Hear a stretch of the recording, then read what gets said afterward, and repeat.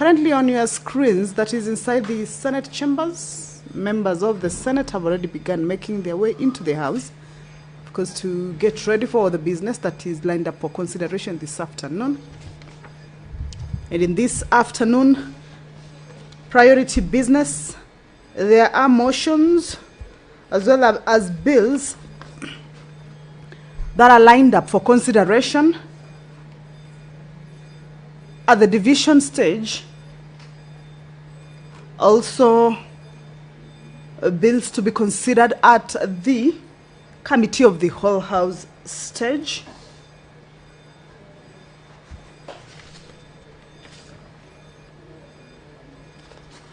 And also this afternoon,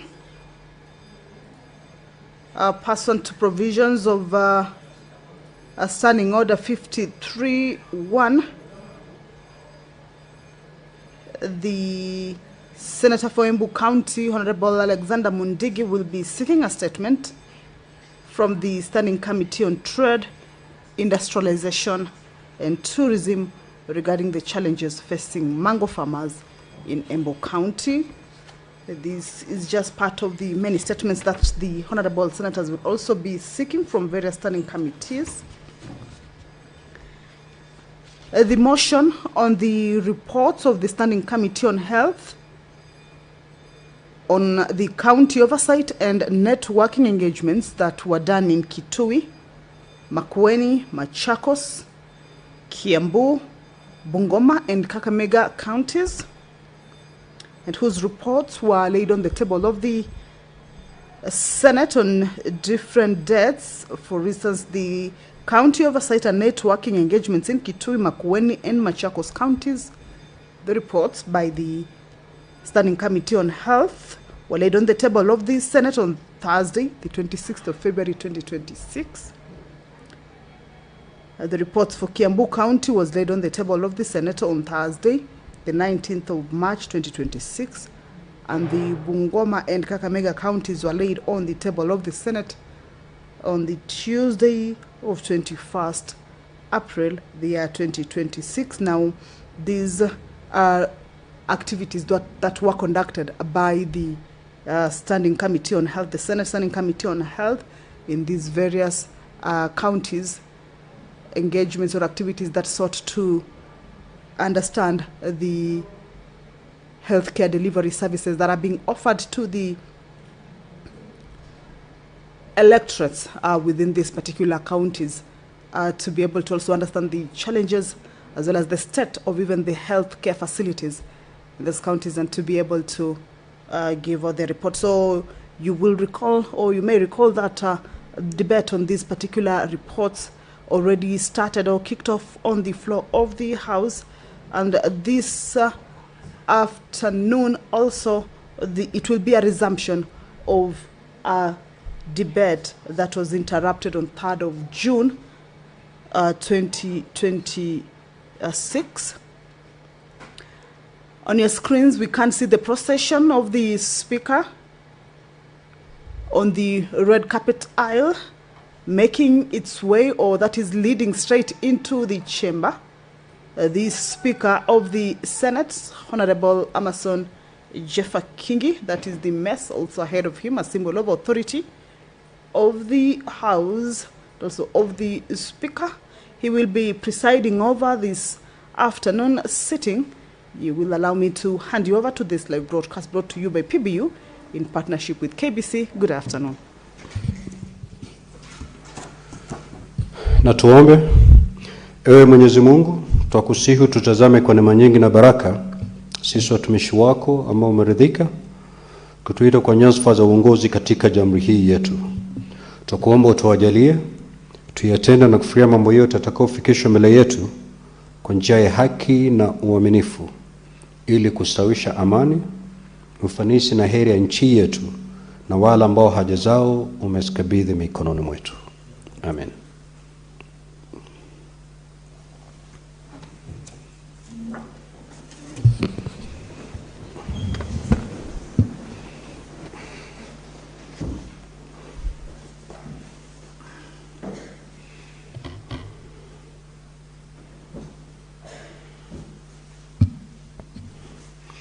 Clerk, do we have quorum? Sergeant at Arms, kindly ring the quorum bell for 10 minutes.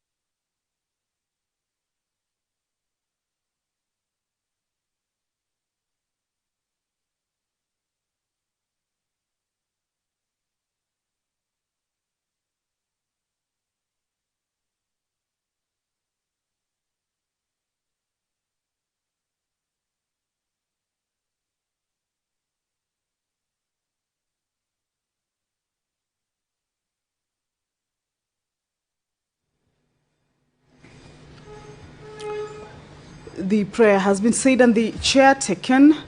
However, there is a quorum hitch that is at the commencement of the sitting of the Senate. And the Speaker has directed that the quorum bell be rung for 10 minutes. This is as provided for in the House Standing Order number 40. Standing Order number 39 indicates that the quorum of the House shall be 15 or is 15 members. However, if that quorum is not present at the time the chair is taken, then that will mean that the House has not quorated, and that will mean that the quorum bell be on, of course, to give room to the members of the Senate to be able to make their way into the House.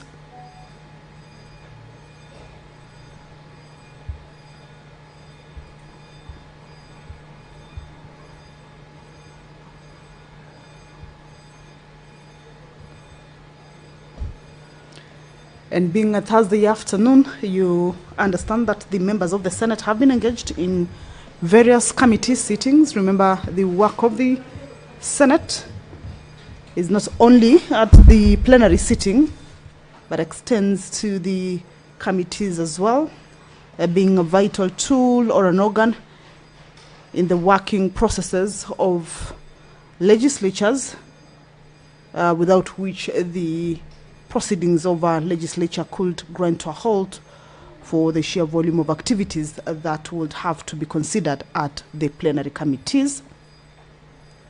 So the committees enable the legislatures to be able to organize their work in such a way as to perform numerous activities simultaneously and expeditiously. So there are some of the matters that are being considered at the committee include reviewing of legislation, reviewing and approving of the budget and expenditures for the execution of governance, and also scrutinizing governance activities, policies and programs, assessing whether they meet the intended objectives of legislation, policy frameworks, and also development plans. Also investigating or conducting investigation on various special issues of vetting and approval of executive appointments, as well as also providing a platform for public participation in the execution of specified business. So most members usually sit in these committees, or members sit in these committees, and on a Thursday like this, then perhaps most of them are yet to perhaps conclude on the committee sittings and make their way into the House. So more members shall be making their way into the House to be able to join their colleagues who are already inside the chamber and to be able to transact the business that has been laid out for consideration in the order of business this afternoon. At this point also, the whips of the House, that is from both the sides, that is the minority and the majority, usually are needed to be able to ensure or whip the members to be able to make their way into the House as fast as possible, so to enable the House attain that much needed quorum and for it to be able to commence. So as we wait for that quorum to be attained, we shall continue to take a look at the business that they shall be transacting this afternoon. The Statutory Instruments Amendment Bill, a bill originating from the National Assembly and has already undergone through debate at the Senate. This afternoon is lined up for the mover to be called to reply. Earlier on, I indicated that there are bills that are lined up for consideration at the division stage. Of course, this will also be subject to the quorum of the House when they get to this particular stage for these bills to be considered at that particular stage division. Remember, the division of these bills requires a vote of 24 delegation for it to make it through the next stage. And the Narcotic Drugs and Psychotropic Substances Control Amendment Bill, a bill originating from the Senate and sponsored by the Honorable Senator for Meru, Honorable Katuri Murungi, is one of the bills that has been lined up for consideration at the division stage. This is a bill that basically seeks to delete cathinone and cathin being substances found in miraa from the ambits of the Narcotic Drugs and Psychotropic Substances Control Act.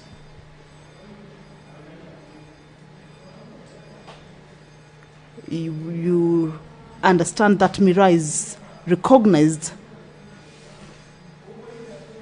is actually a recognized crop under the second schedule of the Crops Act 2013 and is a source of livelihood for many Kenyans. The government of Kenya has been at the forefront in instituting key institutional reforms in the miraa industry. And these reform initiatives culminated to the enactment of the Crops Miraa Regulations 2022, the opening of Somali markets, and the renegotiation of the reopening of markets in other countries. However, despite these strides and gains that have been made in developing a well-elaborate and robust miraa sector, miraa industry continued to suffer setbacks as national campaign against alcohol and drug abuse, commonly abbreviated as NACADA, classifies miraa as a psychotropic substance because of the cathin and cathinone substances found in miraa. So this bill has been on the floor of the Senate, went through all the stages. This time is coming up for division, for it to be read a second time, and for it to be able to move into the next stage of consideration, that is at the committee of the whole, where if there were any amendments that the members may have proposed during the debate stage, as well as if there are amendments that are the committee recorded during the public participation stage, then they can be considered or they can be reviewed at this particular point. If you're just joining us, that the House is about to commence. The prayer has already been said and the chair taken. There is a quorum hitch, and the speaker has directed that the bell be rung for 10 minutes as provided for in the House Standing Order, to be able to give room to the members of the Senate to join their colleagues in the House,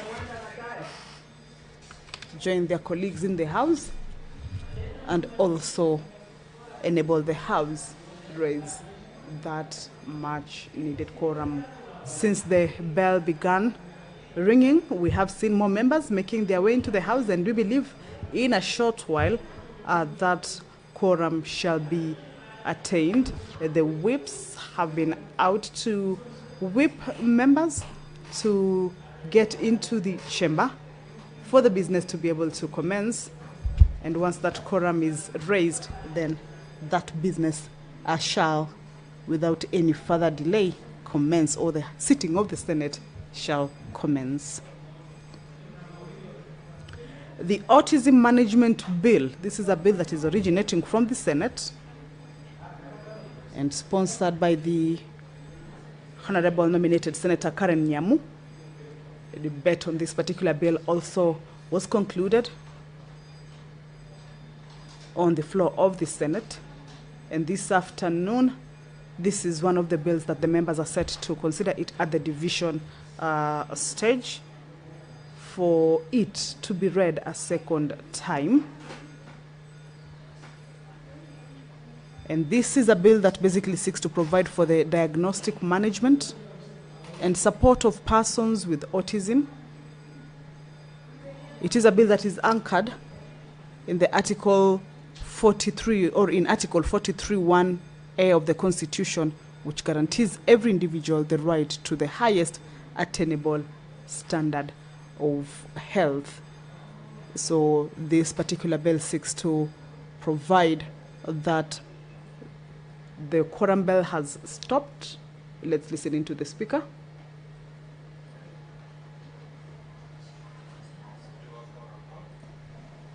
Clerk, kindly call the first order.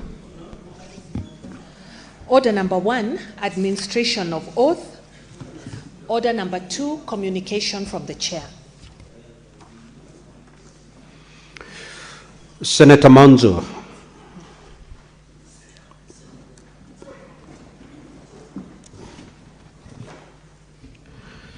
Honorable Senators, I'd like to acknowledge the presence in the Speaker's gallery this afternoon of a visiting delegation from the Kenya Industrial Research and Development Institute, KIRDI.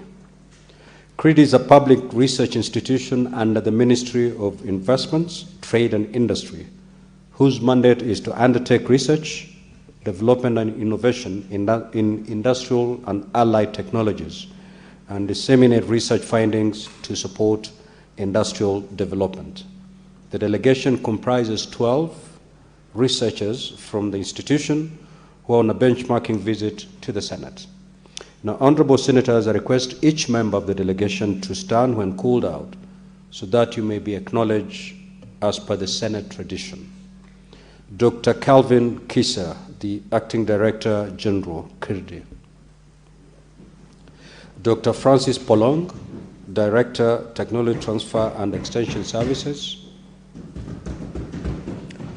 Dr. Martha Induli, Director, Industrial Allied Technology Research. Dr. Josephine Akamba, Director, Corporate Services. Mr. Nicodemus Mutinda, Director, Strategy and Planning. Dr. Arthur Onyuka, Assistant Principal Research Scientist. Dr. Linus Kasambo, Assistant Director, Resource Mobilization and Partnerships. Dr. Frederick Musieba, Assistant Principal Research Scientist. Mr. William Mutwiri, Assistant Principal Research Scientist. Ms. Bitutu Nyambane, Senior Research Scientist. Mr. Simbi Mark, Research Scientist. Ms. Sarah Gashi, Principal Communication Officer. On behalf of the Senate, on my own behalf, I extend a warm welcome to the delegation and wish them a fruitful and informative visit. I will allow the Senator for Nairobi City County, Senator Sifuna, under 1 minute to extend the word of welcome.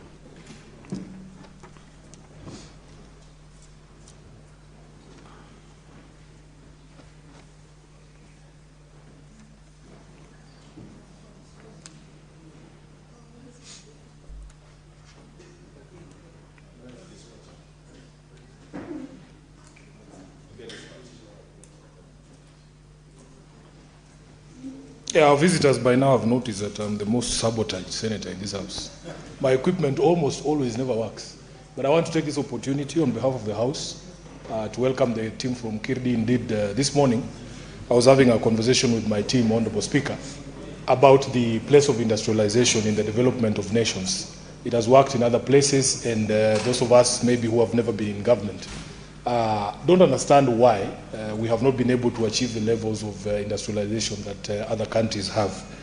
And part of the conversation was, and I'm not saying that this might be true in the case of Kirdi, we don't utilize the talent that we have in this country. There are brilliant young Kenyans, brilliant Kenyans in all these spaces, Honorable Speaker. They put out wonderful material about how we can encourage investment in industry, how we can deal with the cost of energy, the sort of infrastructure that we need to put in, the sort of taxation measures that we need to put in to encourage investment in industry. But somehow, when it comes to the implementation, Honorable Speaker, is that we see that maybe all of this knowledge is not going to being put to use. So we are hoping that in future we can have dispensations where there is appreciation of meritocracy and technical know-how to be able to see that some of the research that you're putting out actually finds its way in government policy implementation. So, karibu to the Senate, and I hope that you have a good afternoon. Thank you, Honorable Speaker. Senator Fernandi, kindly take your seat.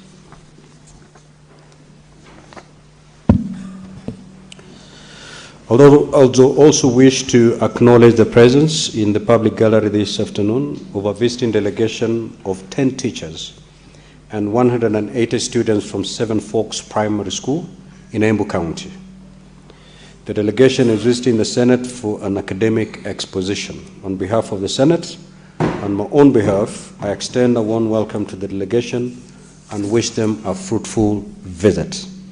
Again, I would like to acknowledge the presence in the public gallery this afternoon of a visiting delegation of 5 teachers and 50 students from Gishuru Memorial High School in Kiambu County. The delegation is visiting the Senate for an academic exposition. On behalf of the Senate, on my own behalf, I extend a warm welcome to the delegation and wish them a fruitful visit. I will call upon Senator for Kiambu, Senator Karungo Wathangwa, to extend word of welcome to the 2 schools. Proceed, Senator. Thank you very much, Mr. Speaker, for the opportunity. Yes, my name is Karungo Wathangwa. I'm a senator. That is PCA Gishuru Memorial High School. Mr. Speaker, the school is in Kikuyu constituency in Gekambura, Karai, and it is a very beautiful school with bright students. And it is a testimony, the school is a testimony that CDF works. And the reason I'm saying that is because I'm one of the supporters of CDF. Whenever people say that CDF is not constitutional, I always support CDF because CDF works with or without the MPs. So I take this opportunity to welcome the students, and especially from Embu. I don't know, the speaker gave me that permission to also invite the speakers, the students from Embu. Senator it's a good coincidence. You may want to allow your colleague to do the honors. Okay. Now that he's here, Mr. Speaker, I will allow, but I was saying it was a good coincidence because I come from Kiambu, Eds with Mbu, and Embu. So you can see we are one people. And that's why I wanted to also welcome them because their senator is here. He can go ahead and do that. So for the students of Gishuru Memorial, when you go back home, say hello to your parents and tell them I'm still fighting for their rights and development. Thank you. Senator Mundigi, you may proceed.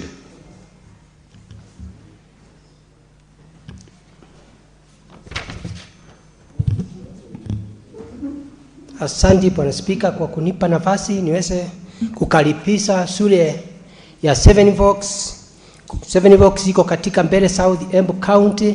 Siku ya leo ni karibu sana, umekuja kujifunza ile mambo tunafanya hapa katika Senate. Yangu ni kumwambia karibuni sana, na Bwana Spika ni kusema Seven Forks ni moja ya zile katika Embu County zinafanya kazi nzuri, wanasoma vizuri, na pia ni shule ile imeunganishwa watu wa vijiji na wafanyikazi wa Kenyan. Kwa hivyo ningeomba nyinyi mmekuja siku ya leo muweze kuangalia vile tunafanya, tunaongea mambo ya devolution na devolution katika masinani. Yangu ni kumuomba kule katika shule muweze kusoma vizuri, lakini mjiepushe na mambo ya dawa ya kulevya, mambo ya pangi, ndio muweze kuheshimisha hiyo shule, kwa sababu wafanyikazi wa Kenyan katika Kenya wanaheshimika. Hiyo Kenyan, nikisema mimi nimekaa hapo katika Seven Forks, nimefanya kazi wa Kenyan katika hapo miaka 30. Na umeona mimi nilikuwa huko na nikakuja hapa, sasa mimi ni senator. Kwa hivyo mkikaa vizuri na mkisoma vizuri, ni nyinyi maseneta, ni nyinyi speaker, ni nyinyi rais. Kwa hivyo ningeomba mkae vizuri. Pia nashukuru Kenyan kwa sababu nakumbuka CSR mwaka jana, Bwana Speaker, wakati ndomu ilisomeka, ingawa sio watoto waligoma, ni moto ilisoma hiyo ndomu, lakini bahati mzuri CSR Kenyan ilifanya vizuri, ikapeana milioni 850. Kwa hivyo ni asanti, mkirudi nyumbani muweze kujifunza na pia muelimishe wale wengine. Asanti, nimekaribisha nyinyi. Asanti Bwana Speaker. Next order.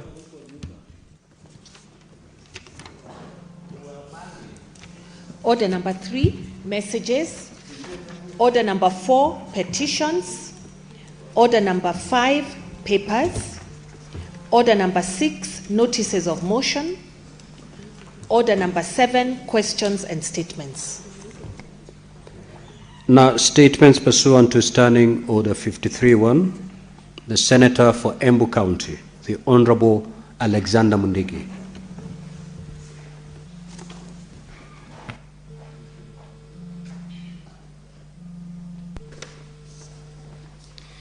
Mr. Speaker, sir, request for statement on the challenges facing mango farmers in Embu County. Mr. Speaker, sir, I ask person to Standing Order 53-1 to check a statement from the Standing Committee on Trade, Industrialization and Tourism on matter of county-wide concern regarding the challenges facing mango farmers in Embu County. Mr. Speaker, sir, mango farming is a critical economic activity and major sources of livelihood for many residents of Embu County, particularly in Karurumo, Kanyuambora, Betty North, Betty South, Mafuria, and Idhawa ones. Despite the sector great potential, farmers continue to face significant challenges, especially during harvesting seasons, due to inadequate and unreliable market, leading to a substantial post-harvest losses and low returns. In the statement, the committee should address the following: plans by the Ministry of Trade, Investment and Industry to expand local and international market for mango produce to caution farmers against the loss caused by the market shortages during pack seasons. 2, whether the ministry can allocate all mobilized funds to establish at least 2 mango processing factories in Embu County to promote value addition, create jobs, and support the production of mango-based product for local and export market. Whether the ministry has considered supporting the installation of modern provisioning, processing, and cold storage facilities to reduce part harvest losses and wastages during period of oversupply.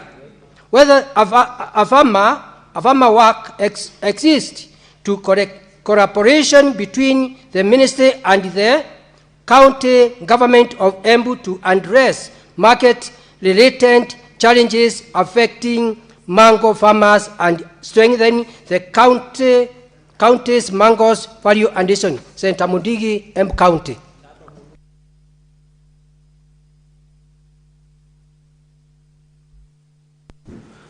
Now, statements pursuant to Standing Order 56-1B.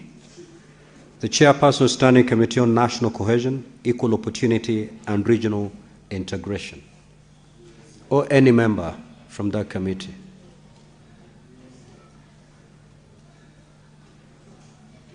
That statement is deferred.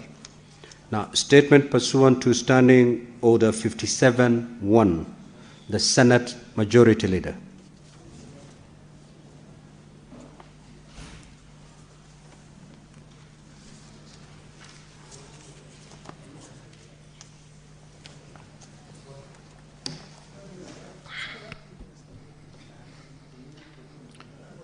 Thank you, Honorable Speaker. Statement number 13 of 2026.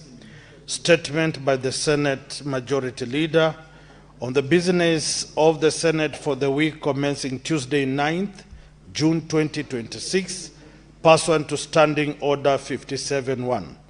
Mr. Speaker, sir, pursuant to Standing Order 57-1, I hereby present the business for the week commencing Tuesday 9th June 2026. Before I proceed to make the statement, allow me to take this opportunity to welcome honorable senators back from the recess period. Mr. Speaker, sir, with respect to the business before the Senate, the status is as follows. 1. 62 bills are pending conclusion, of which 41 are at second reading, 20 are at committee of the whole, and 1 is awaiting first reading. 2. 14 motions are pending conclusion. 3. 18 petitions are pending conclusion by respective standing committees of these petitions. 15 are due for reporting, and 494 statements pursuant to Standing Order 53-1 are under consideration by respective standing committees. As indicated in today's order paper, at order paper number 10, 11, 12, 3 bills are pending division at second reading, while at order number 13 to 22, 10 bills at the committee of the whole stage are likewise pending division. I request the party whips to mobilize the requisite delegations for the divisions to be undertaken. Mr. Speaker, sir, at the next sitting of the Senate on Tuesday, 9th June 2026, the tentative business for the day will include business not concluded from today's order paper, as well as the business indicated in the notice paper. The tentative business for the morning sittings on Wednesday, 10th June 2026, will include questions to Cabinet Secretaries as approved by the Senate Business Committee, as well as motions. The questions scheduled include those to the Cabinet Secretary, Ministry of Lands, Public Works, Housing and Urban Development, and Cabinet Secretary, Ministry of Labor and Social Protection. Mr. Speaker, sir, the tentative business for the afternoon sitting on Wednesday, 10th June 2026, will include business not concluded on Tuesday's order paper and the following. Bills at second reading. 1. The Agriculture and Food Authority Amendment Bill, Senate number 13 of 2023. The County Government's Amendment Bill, Senate Bills number 39 of 2024. The Street Naming and Property Addressing System Bill, Senate Bills 43 of 2024, and finally the County Government Laws Amendment Bill, Senate Bills number 14 of 2025. Bills at Committee of the Whole. 1. The Seeds and Plant Varieties Amendment Bill, Senate number 4 of 2025. The Sports Amendment Bill, Senate number 33 of 2024. The Electronic Equipment Disposal, Recycling and Reuse Bill, Senate Bill number 5 of 2025. The Culture Bill, National Assembly Bill number 12 of 2024, the Health Amendment Bill, Senate number 12 of 2025, the Agriculture Produce Minimum Guaranteed Returns Bill, number 17 of 2025, and the National Construction Authority Amendment Bill, Senate Bills number 15 of 2025. Motions. The report of the Standing Committee on National Security, Defense and Foreign Relations on sessional paper number 1 of 2025 on the foreign policy of the Republic of Kenya, and the report of the Liaison Committee on the activities and operations of select committees during the third session 2024. The projected business for Thursday, 11th June 2026 will include business not concluded on the order paper of Wednesday, 10th June, 2026, and any other business scheduled by the Senate Business Committee. Mr. Speaker, sir, I thank you and hereby lay the statement on the table of the Senate. Senator Majority Leader Alon Cheriot, 4th June 2026. Thank you, Honorable Speaker. Senator Karungo Thangwa.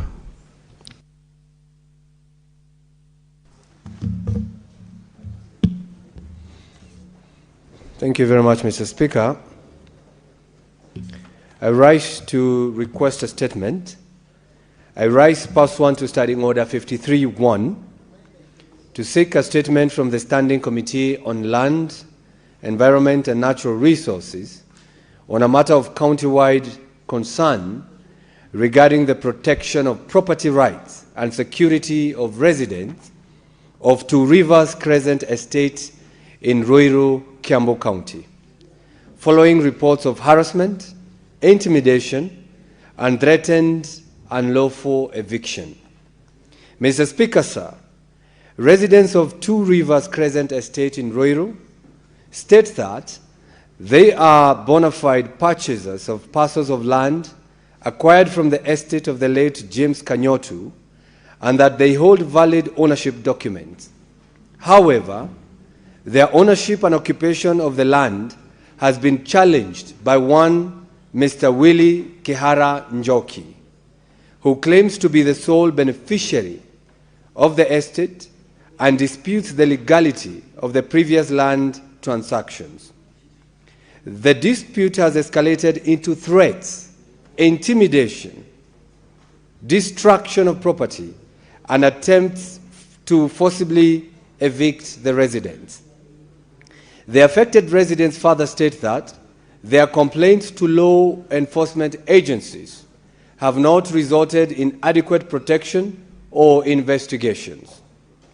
There are also concerns regarding missing or unavailable land records at the Ministry of Lands, which has further complicated the dispute and undermined public confidence in land administration systems. In the statement, the committee should address the following. 1. The legal status of the parcels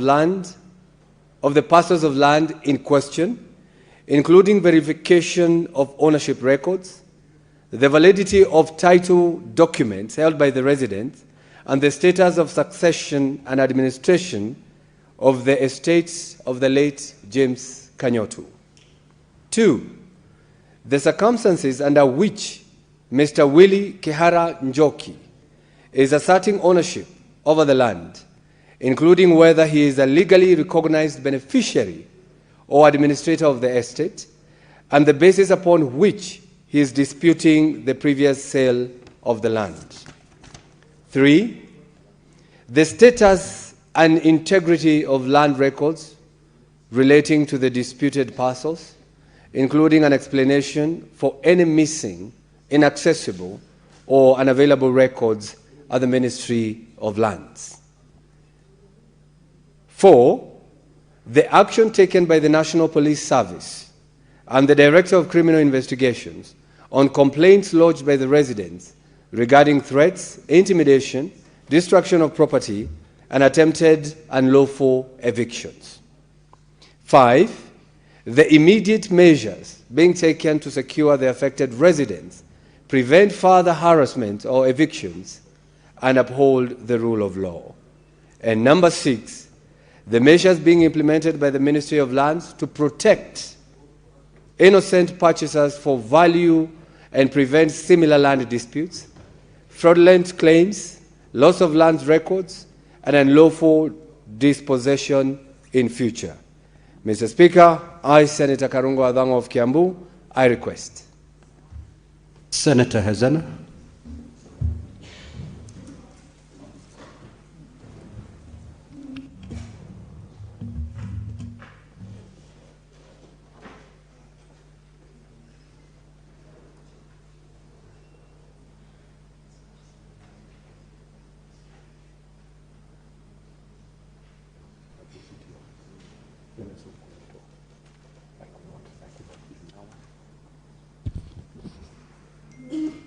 Thank you, Mr. Speaker.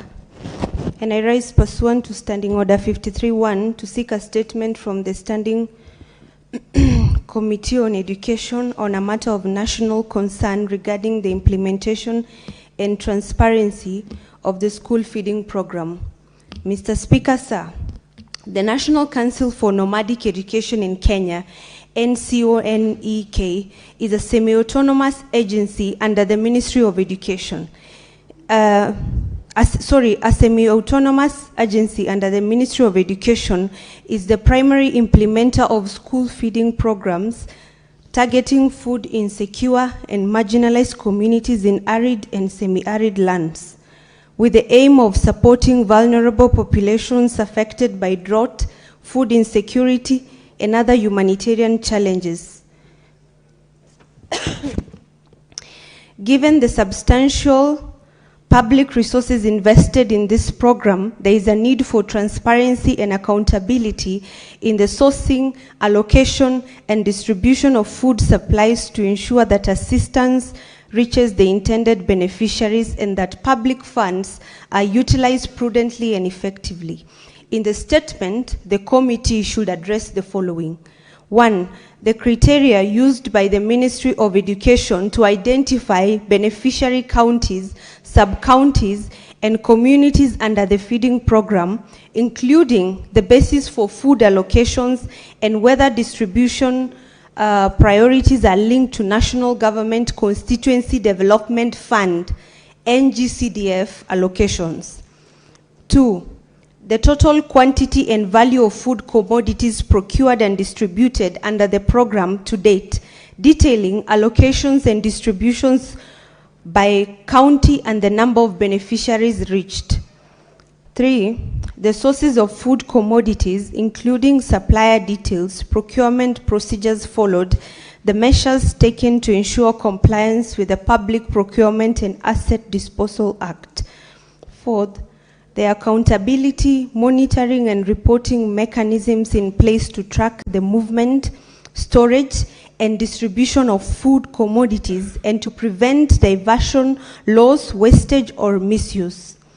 5th, the measures adapted to ensure transparency, equity, and inclusivity in food distribution, particularly in marginalized and arid and semi-arid areas, and to ensure all eligible beneficiaries are reached fairly and without discrimination or favorism. Senator Ezena Lemalitian, dated 4th of June, 2026. Thank you. Senator Edwin Sifuna.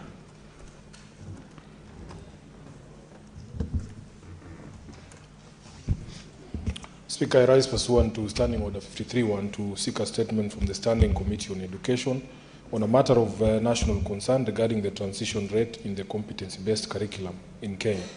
Speaker, while the CBC was introduced in line with Kenya's Vision 2030 and global workforce needs to equip learners with practical skills and reduce reliance on high-stakes examinations, its success is undermined if learners drop out before completing transitions, exposing them to risks such as child labor and early marriages. In the statement, the committee should address the following. Number 1, detailed statistics on the inaugural CBC cohort from 2017, showing how many learners progressed to grade 10 in 2026, the mop-up operation efforts to trace, rehabilitate, and safeguard learners who dropped out, including measures to ensure their well-being, and lastly, Speaker, sustainable strategies to address systemic challenges such as financial barriers that force learners out of the education system. Thank you, Speaker. Senator Olekina. Thank you, Mr. Speaker. Mr. Speaker, I rise pursuant to Standing Order 53-1 to seek a statement from the Standing Committee on National Security, Defense, Foreign Relations on matters of urgent national importance concerning the country's preparedness for the anticipated Super El Nino conditions and associated extreme weather risks. Mr. Speaker, sir, recent advisories from international and national meteorological agencies, including warning by the United Nations through the World Meteorological Organization, indicate a high likelihood of the onset and intensification of Super El Nino in the coming months. The United Nations has cautioned that such an event could trigger severe and widespread climate extremes, including intense rainfall, catastrophic flooding, landslide, and significant humanitarian impact, particularly in vulnerable regions. These projected conditions pose a serious and immediate threat to livelihood, infrastructure, and national stability. The country risks experiencing heavy rainfall, flash floods, strong winds, displacements of communities, destruction of property, disruption of transport networks, damage to the public infrastructure, disease outbreak, and interruptions of economic activities on a potentially unprecedented scale. Kenya has previously endured the devastating consequences of inadequate preparedness during period of intense rainfall. In Nairobi County and other vulnerable urban areas, flooding has resulted in loss of lives, destructions of homes, displacement of roads, bridges, drainage systems, and public utilities. These experiences demonstrate that early warnings, when not matched with decisive and coordinated action, expose citizens to avoidable sufferings and loss. Mr. Speaker, sir, of particular and urgent concerns are floods-prone counties and regions where access roads, bridges, drainage systems, and emergency responses infrastructure remain inadequate or fragile. In Narok County, for instance, areas such as Narok West, Emuru-Dikir, and Narok South face a real risk of being cut off when river swells and crossings are submerged. Critical access points, including the Double Cross area and the Mara Bridge within the Masai Mara ecosystems, require immediate assessment, reinforcement, and contingency planning to prevent the isolation of communities, tourists, hospital facilities, emergency responders, and essential service providers.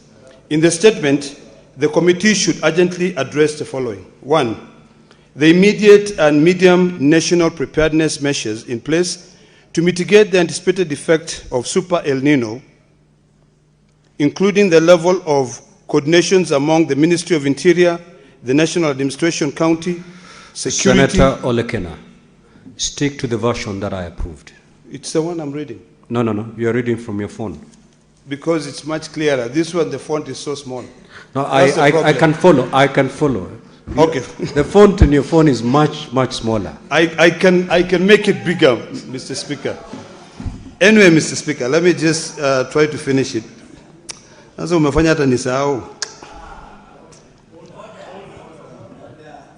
Kwani you guys are the speakers now? Anyway, Mr. Speaker, I'll try my best, but the font here is like very small. Try your best, please. I'll try my best. Now, where am I? In the statement, the committee should urgently address the following. The immediate and medium-term national preparedness measures in place to mitigate the anticipated effect of Super El Nino, including the levels of coordinations among the Ministry of Interior and National Administration, County Security Committee, county governments, and the Kenya Meteorological Department disaster response agencies and community-level structures.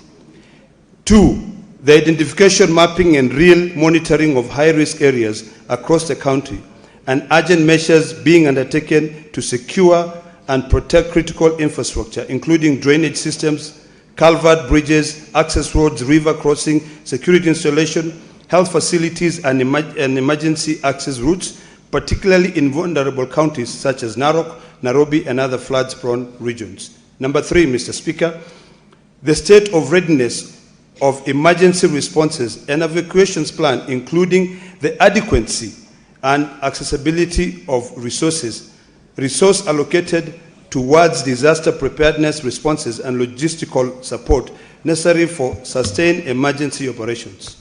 4, Mr. Speaker, the concrete measures being implemented to safeguard local economies and livelihood, including tourism in the Masai Mara, agriculture, livestock. Thank you very much. Mr. Speaker, there is a savior here. Now it's clear.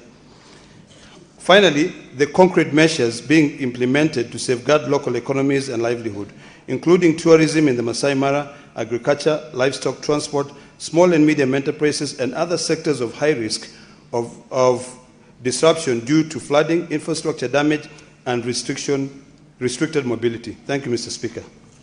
Now, honorable senators, I will allow comments for not more than 15 minutes. And therefore, if you have an opportunity to speak, kindly do so for not more than 3 minutes. The Honorable Senator for Nandi.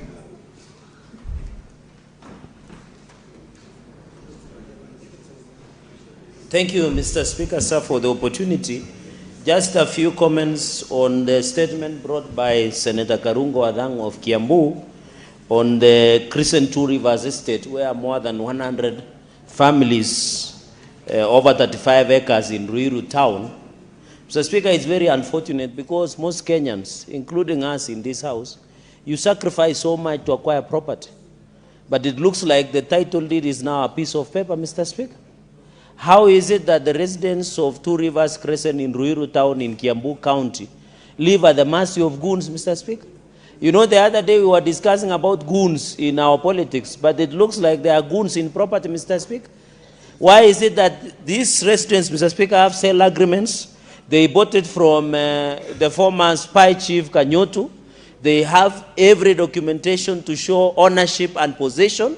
They have built their houses, Mr. Speaker.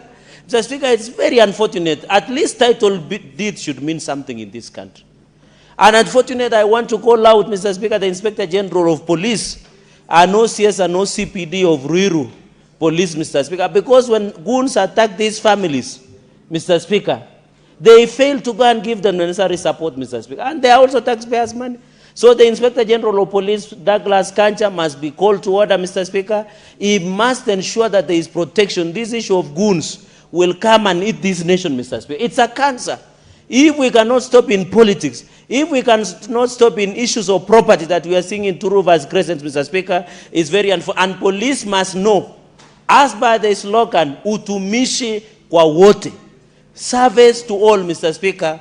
And even the Minister of Interior, C.S. Murkomen, must be called to order, Mr. Speaker, because this is a lack of foresight, lack of leadership, Mr. Speaker. He must ensure the residents of Crescent, Ruiru Estate must be protected, Mr. Speaker. Finally, on Senator Mundigi, on the issue of mangoes, Mr. Speaker, there is a problem, Mr. Speaker, and we were discussing today in one of the shows, Mr. Speaker, that farmers in this country still have a long way to go, Mr. Speaker. Even as the tea farmers, we are suffering, Mr. Speaker. The issue of bonuses, the issue of pricing. Mr. Speaker, are you aware? There are more than 9 million kilos of tea that is supposed to be auctioned in Mombasa, but it has not been auctioned, Mr. Speaker. What is the net effect? The net effect that it will affect the bonus and prices of tea farmers in this country, where 80% of my farmers grow tea in Nandi County, Mr. Speaker. And even farmers of mango, farmers of nasi, Mr. Speaker, and any other farmers, including of milk and any other dairy farmers, Mr. Speaker, we must stand with them and ensure they get rightful because they feed nation, with this nation. Mr. Speaker, with those many remarks, allow me to give back and my support. Senator Eddie Okech. Mr. Speaker, I want to thank you for this opportunity. And I think that I want to appreciate Senator Ledama Olekina for bringing this statement, because we have seen time without number in this country when there is disaster looming and disaster coming, and there is no serious preparedness, there is no readiness, and there is no organization at the national level and at the county level. Even the formation of multi teams that can be able to coordinate between counties and the national, because we know that disaster in this country is something that should be able to have serious coordination between the national government and the county government, because these realities are affecting us at the grassroots level. Between where Senator Ledama comes from and where I come from, there's a river called Mogor River, just outside the president's house. And Mr. Speaker, it connects a lot of people in Lolgorian area, coming all the way to Narok, and even if you go all the way to Kilgoris and Migori. That bridge is cut every single disaster time. The Maasai, the Kuria, the Luo from that area cannot do business. And if you look at that area, the cornerstone of all the production that this country is depending on comes from that area. Mr. Speaker, as I'm speaking to you right now, Migori County is border number 3 in the country in terms of connecting Tanzania and actually all the southern country to our country, Mr. Speaker.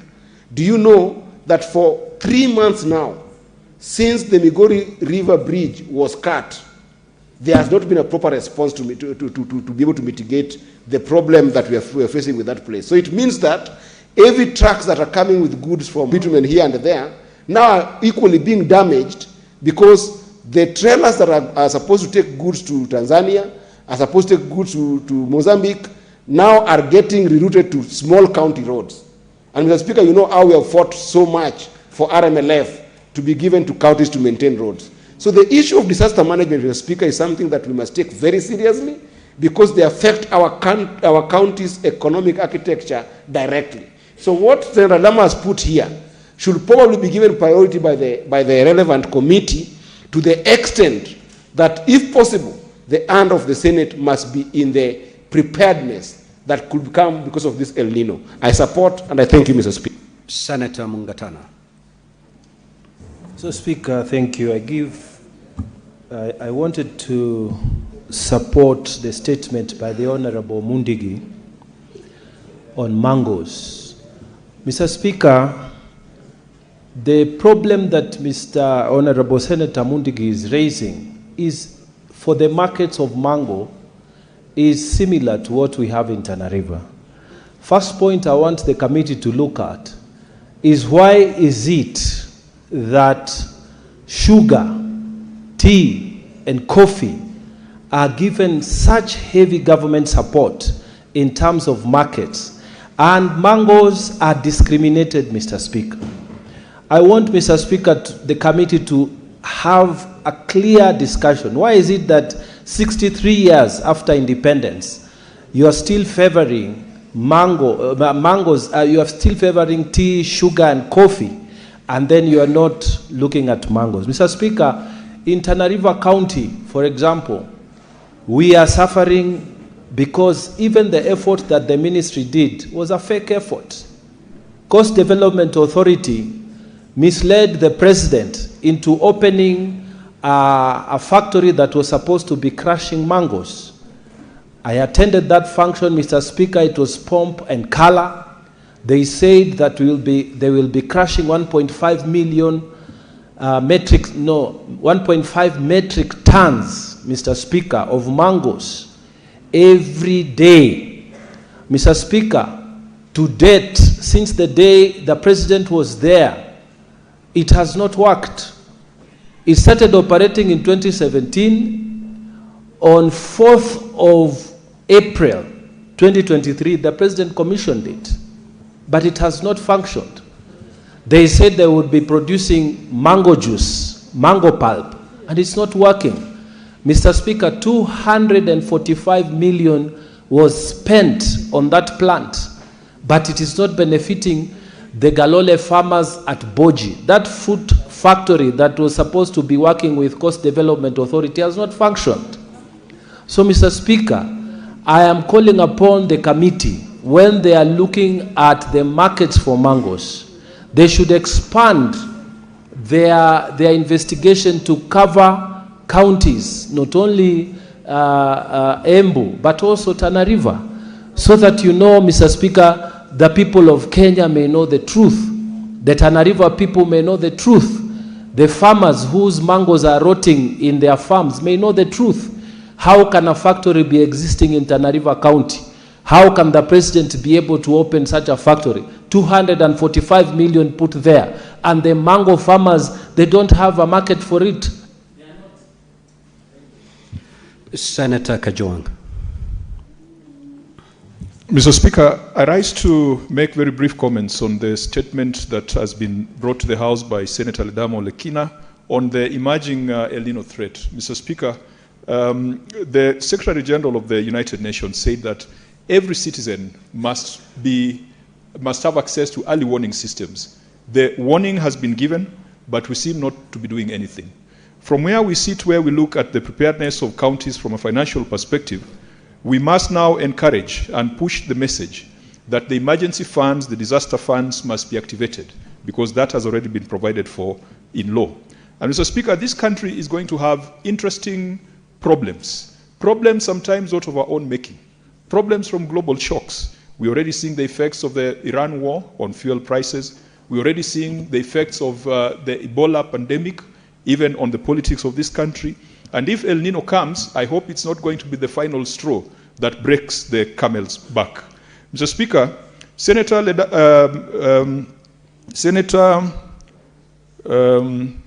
who sits behind me, I've forgotten her name just at this very moment, Ezena Lemaletian, has talked about the Council for Nomadic Education. Mr. Speaker, it must be known that nomadic education does not apply only to the Asal and northern Kenya. Even we, the people of the lake, we are fishermen, we are nomadic fishermen, and we want this council to give us that food. And Mr. Speaker, it is wrong that the nomadic fishermen, because we move from Mfangano to Takawiri to Remba to Kiwa to Rusinga, and we go all the way to Sigulu in Uganda and other islands of Tanzania in search of fish. We must also be given this food so that our children can stay in school, and then we come back home.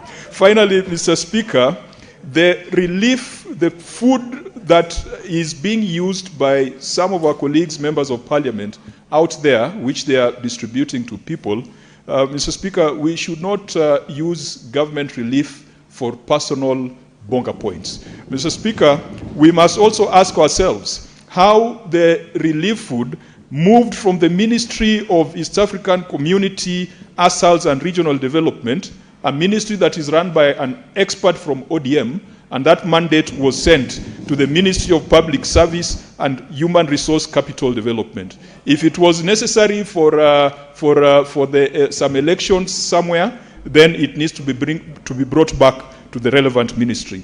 Finally, on Senator Sifuna's statement, Mr. Speaker, I am a CBC parent, and I am extremely concerned that this CBC favors children in private institutions.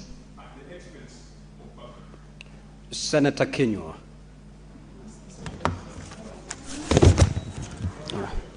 Asante Bwana Spika kwa kunipa fursa hii. Kwanza kabisa nataka kuchangia taarifa iliyoletwa na Karongo Dhangwa kuhusu mgogoro wa shamba ambalo linajulikana kama Crescent Estate pale Two Rivers. Bwana Spika, jambo hili la migogoro ya mashamba limekuwa ni jambo sugu. Na huyu ambaye anajulikana kama Willy Kihara ametajwa hapa. Na si sehemu hiyo peke yake Bwana Spika. Ukienda wote upande wa Imani Ruiru, amekuwa na haya mambo ya kufuatilia mambo ya mashamba ambayo hawa watu ambao wanataka kuwafukuza na vile vile kuwaletea wakora waweze kuwahangaisha. Bwana Spika, hawa wana hati miliki za mashamba. Wengi wao hata wamechukua Bwana Spika mikopo na zile hati miliki za mashamba. Kwa hivyo wana haki kisheria kuishi katika zile sehemu. Hawa watu tayari wameripoti hawa wakora na majangili ambao wanawasumbua.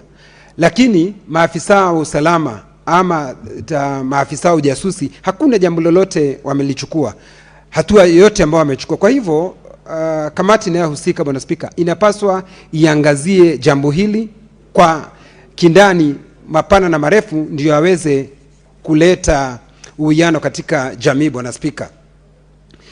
Bwana Spika, kuhusu chakula ambacho kinapeanwa katika shule na taarifa iliyoletwa na Hezena.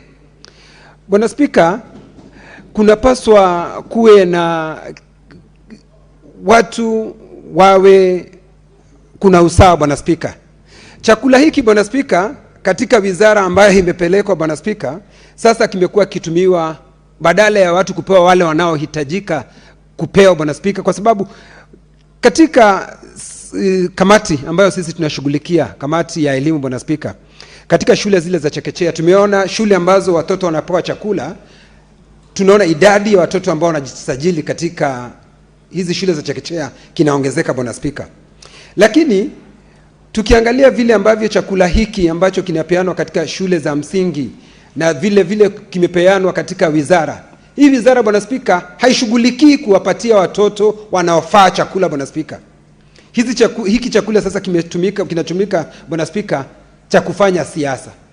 Kinapelekwa sehemu watu wanaitwa, watu ambao hata wahitaji chakula Bwana Spika, lakini unawaita, unawaambia utawapatia chakula, na watu ambao hawahitaji ile chakula. Lakini wanakuja kwa sababu Wakenya wengi wanapenda, na ni watu wengi Bwana Spika wanapenda kitu cha bwerere. Kwa hivyo wanaitwa, wanapewa ile mchele, wanapewa mafuta ambayo ingetumika katika shule, mahali ambapo kunahitajika.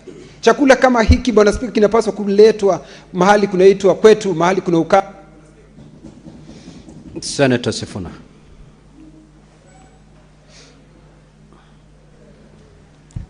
First, I want to tell my brother, Senator Kajwang, that when you have an important function like a wedding, make sure you get your own coat, because you don't go to a wedding with somebody else's coat. You can be told to remove it at any point. He knows what I'm talking about.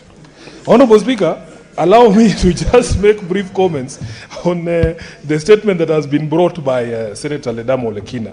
Indeed, Honorable Speaker, we have all to be gravely concerned about the specter of El Nino, and we have to be a country that listens to experts. Previous experiences with the serious flooding, Honorable Speaker, in 2023-24, for instance, we lost over 300 lives, and there was almost 50,000 people displaced in many countries. Of course, we in Nairobi here bore the brunt. I remember in 2023, Senator Ledama, we were in this house with you when we were discussing whether, in fact, there was any level of preparedness in Nairobi. You remember there were fights between the national government and the county governments over where the money for emergency should be domiciled. We saw national government come to the residents of Madare, for instance, make certain promises, and then they were never fulfilled.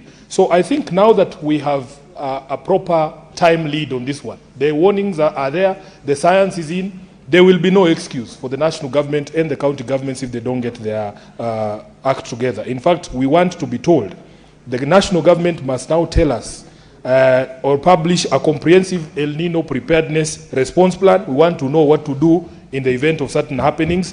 We want to see emergency evacuation centers being set up, and all of us should know where those things are. And lastly, Senator Ledama, because when things like this happen, some people take advantage and see a gravy train. We want proper transparency and accountability for any monies that will be utilized in handling this El Nino problem. As a final comment, Honorable Speaker, on the statement by Senator Mundigi, you know, it's not only the farmers in Embu. The other week, I think we were here when the senator from Kirinyaga, the Honorable Murango, was talking about the rice farmers in Mwea and in Ahero, because people have been allowed to import, rice without a care to the farmers in Mwea and these other places. We were in Bungoma last week with the Honorable Khalwale and the Honorable Koni Wakabubi. I don't know if they got opportunity, but I did to speak to the farmers at Nzoia. Honorable Speaker, even now as we speak, Nzoia Sugar Company is not producing sugar. They have imported sugar, and it is full in their godowns. And that now, Honorable Speaker, we were sugarcane farmers. We are being told that you need a permit for your sugarcane to be cut, and to get that or to be harvested. And when you go looking for that permit, Honorable Speaker, you know what it means. You have to grease palms. When did we get to a place? You know, there was a time, Honorable Koni Wakwabubi, when companies used to fight for sugarcane. But because these companies are not interested in milling our sugarcane, they have already imported sugarcane. They are no longer interested in our... Senator Roba. Thank you, Mr. Speaker. I rise to contribute to this issue of impending El Nino. That is the global warming system that has been reported in the Pacific Ocean that is expected to really be one of the worst since the late 1800s. Mr. Speaker, I want to thank Honorable Senator Olekina for bringing this issue to light, even on social media, because there is an issue of grave concern considering there is no discussion in the country, not in the national platform, not in Kenya Meteorological Service, not in the budgetary provision in terms of some impending emergency that's likely to happen anytime after October globally. And the predictions that it's going to affect East Africa. And globally, the discussion is that it is the worst since 97 or thereabout. If that is the case, then there should be an air of emergency planning around this issue by every department, the county government, the national government, And the county governments are ill prepared, Mr. Speaker, for preparing adequately for a response of such magnitude. It requires a drive by the national government, bringing on board also the county government, and also setting aside resources, because it is not about whether or not it's going to happen. The discussion by the global weather system has already indicated it's going to happen. Mr. Speaker, it is extremely important as leaders in this country that we really bring this issue, as an issue that should be in the discussion of everybody. Nairobi City County, that is overrun by small floods in all the time, should prepare by making sure they unclog and open all the drainage systems and improve where it becomes necessary. The national government must really look at the low-lying grounds like Tana River, where small rains ground the production in Tana River and displace the population there.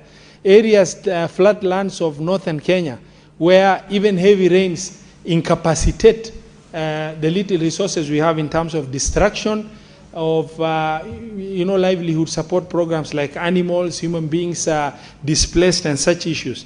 Mr. Speaker, it is critical as Senate Future Caucus team, we really need to pick it up and run with it, because that's the only way we can catalyze what is going to happen.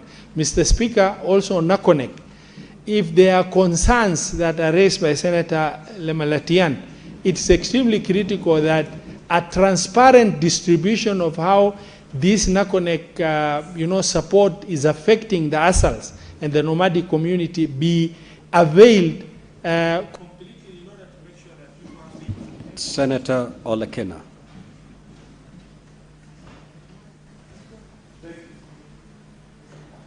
Thank you, Mr. Speaker. Briefly, Mr. Speaker, let me make brief comments on the statement brought by Senator Karungo Dhanga on the displacement, or rather the threats that a group of Kenyans are facing in Ruiru.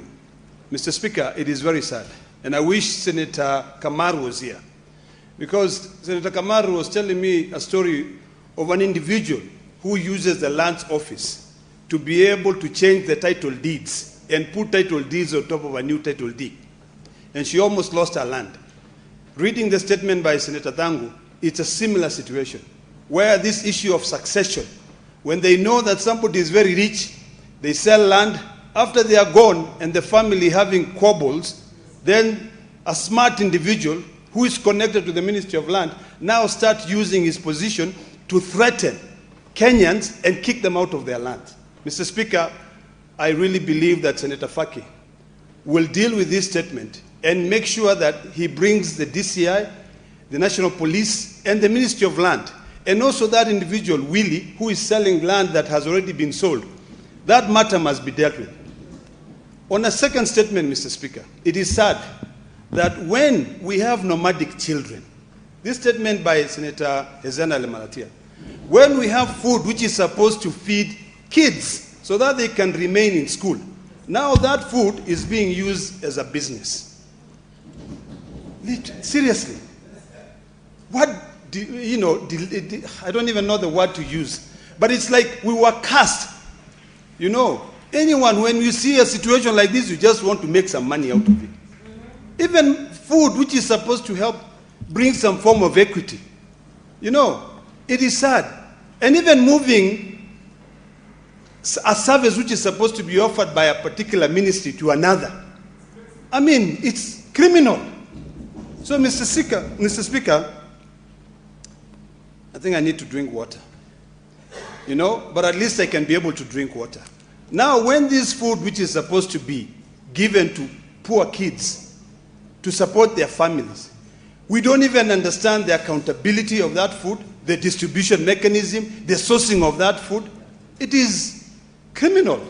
So, Mr. Speaker, I support this statement by Senator Hezana, and I hope that we can be able to really take these matters very seriously to ensure a clear system of accountability. One that if you take your iPad or your laptop and you go online, you can actually be able to trace where the food came from. Thank you, Mr. Speaker. Senator Wakoli. Asante Mheshimiwa Spika kwa nafasi hii. Kwanza ni kuchangia hoja ya Mheshimiwa Olekina kuhusiana na kujiandaa kwa janga la El Nino. Na Mheshimiwa Spika, tukipiga tu kurunzi katika kaunti za humu Kenya, moto umekuwa unateketeza mabweni, watu wamekuwa na bebwa kwa maji ya mafuriko. Lakini tukifanya udadisi kujiandaa kwa magatuzi yetu ya Kenya, Mheshimiwa Spika, wale ambao wamekuwa wanahudhuria vikao vya Mheshimiwa Kajwang' wakiangalia jinsi wanatumia fedha, kitengo cha kupambana na mikasa ya dharura katika magatuzi yetu yamewekewa pesa nyingi, lakini ukienda mashinani pesa hazionekani. Ni kana kwamba kula kwao ndio dharura na changamoto za dharura. Sasa naomba tuamulike hawa magavana kwa sababu wanachukua mzaha majanga ili kujidufaisha wenyewe.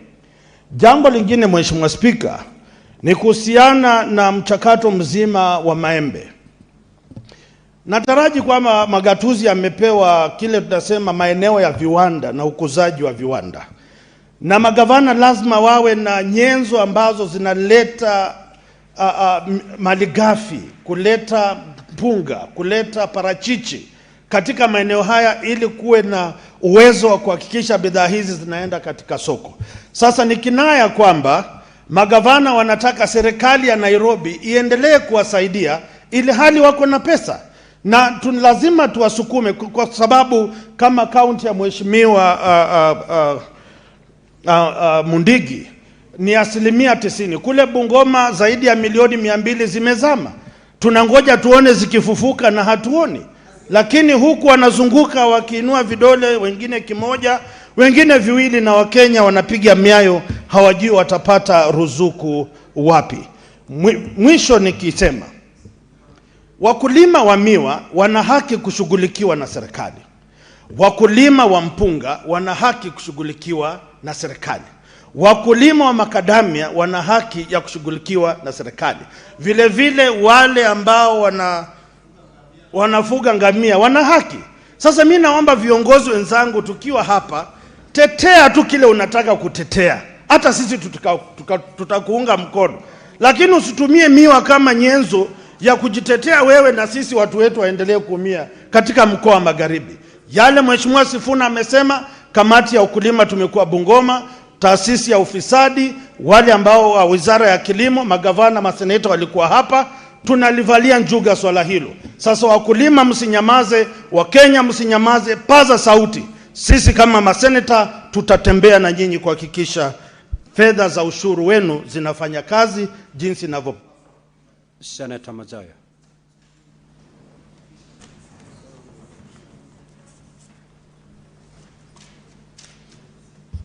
Asante mstahiki Spika. Mstahiki Spika, kwanza nataka kumpatia kongole ndugu yangu Olekina kwa sababu ya kuleta taarifa hii ambayo inahusikana na kamati ya usalama wa nchi. Hususan taarifa hii ameangazia swala la El Nino ambao ni mvua nyingi isiyo ya kawaida ndani ya nchi yetu ya Kenya. Si mara ya kwanza, si mara ya pili tumepatikana na janga hili la El Nino. Bwana Spika, janga la El Nino likija linakuja na maafa mengi na madhara mengi ambayo yanaweza kutatiza ama huwa yanatatiza maisha ama ukaaji wa Wakenya. Nikisema hivyo Bwana Spika, ni kwamba maeneo kama Nairobi, maeneo kama Trans Nzoia, kuhali kama Bundalangi, na vile vile maeneo ya kama kule Kilifi, ni maeneo ambayo huwa sana sana yanaathirika wakati huu wa El Nino ama wakati wa mvua nyingi.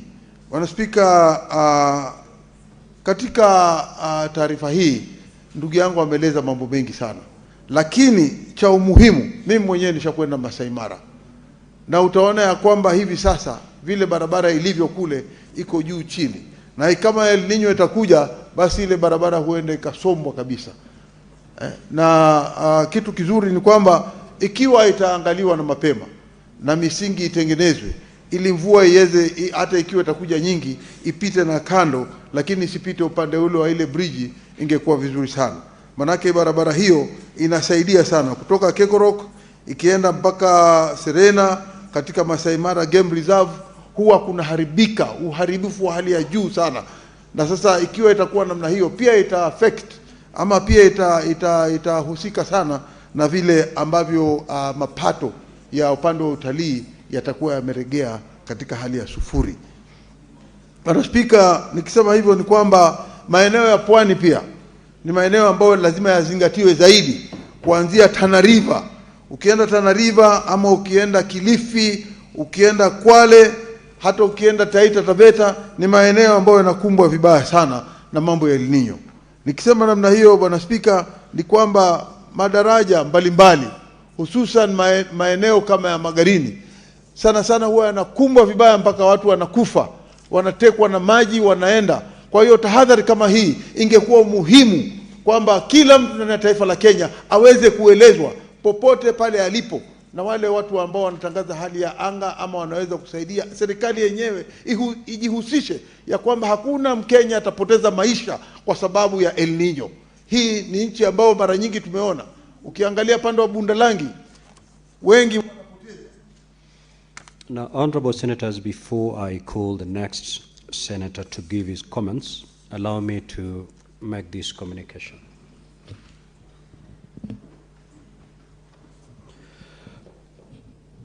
I would like to acknowledge the presence in the public gallery this afternoon of a visiting delegation of 2 teachers and 38 students from Mangu High School in Kiambu County. The delegation is visiting the Senate for an academic exposition. On behalf of the Senate and on my own behalf, I extend a warm welcome to the delegation and wish them a fruitful visit. Also wish to acknowledge the presence in the public gallery this afternoon of a visiting delegation of 4 teachers and 47 students from Mutitu Secondary School in Kirinyaga County. The delegation is visiting the Senate for an academic exposition. On behalf of the Senate and on my own behalf, I extend a warm welcome to the delegation and wish them a fruitful visit. I will call upon the Senate Minority Leader to extend a word of welcome to these 2 schools.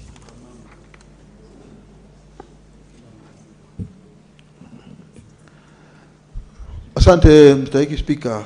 Mstahiki Spika, nataka pia mimi nijiungane na wewe kwa kuwakaribisha hawa walimu wawili na vijana ambao wamekuja katika bunge letu la Senate ili kuweza kuona utekelezaji wa kazi ya Senate ama majukumu ambayo Senate huwa wanayafanya wakati wakiwa katika hizo kazi zao.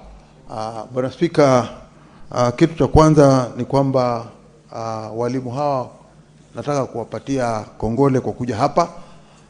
Na cha pili vile vile wameweza kuona vile tunaweza kufanya mijadala yetu hapa, na kazi zinazoendelea hapa ni kutetea na kuona ya kwamba kaunti zetu zimeweza kupata pesa. Ni kitu cha umuhimu kuona kwamba wakati wakiwa wanarudi nyumbani baada ya ziara yao katika Senate ni kwamba wamejifundisha mambo mengi na wataweza kurudi nyumbani wakijua ya kwamba wamejifundisha mengi kutoka katika bunge la Senate, na hiyo ndio kadri tunavyotakana kufanya kazi. Asante Bwana Speaker. Senator Chebret. Okay, thank you, Mr. Speaker, for the opportunity you have given me to make a statement and support, to make a comment and support a statement that has been read by Honorable Azena on matters school feeding program, especially those schools from nomadic communities and arid and semi-arid lands. It is a matter of serious concern, Mr. Speaker, and it needs serious intervention. Mr. Speaker, my county, Baringo, where I represent, is among the counties that is 70% of the area is covered by arid and semi-arid lands. And also Elgeyo Marakwet, my neighboring county, West Pokot, Turkana, and Samburu.